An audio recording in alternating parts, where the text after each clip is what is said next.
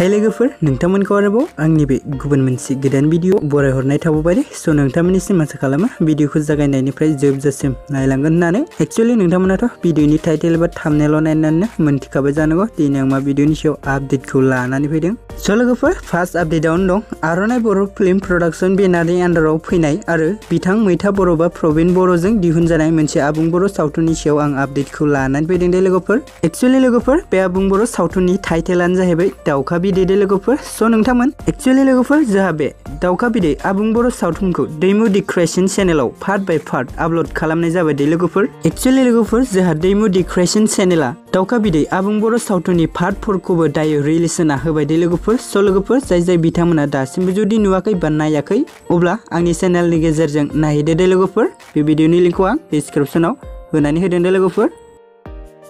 स' लोगोफोर नेक्स्ट आपडेटआव दं आगमा रुवाति बड' सिरियाल भिडिअनि पार्ट 8 भिडिअखौ नोंथांमोनहा सोंहरबाय थायो दे माब्ला होगोन आरो माब्ला आपल'ड खालामगोन होननानै स' लोगोफोर बिथांमोना दायो बेखौ बा बेनि माखासे पार्ट भिडिअखौ दायो शुटिंसो खालामगासिनो दे लोगोफोर स' लोगोफोर बेनि थाखायनो जों माखासे गोबाव सान नेनांगोन दे लोगोफोर स' नोंथांमोन दिनैनि आपडेटआ बेखिनियानोमोन दे लोगोफोर स' नोंथांमोन भिडिअखौ बेखिनिसिम नायनायनि थाखाय नोंथांमोननिसिम रोजा रोजा साबायखर थाबाय दे गोजोन्थों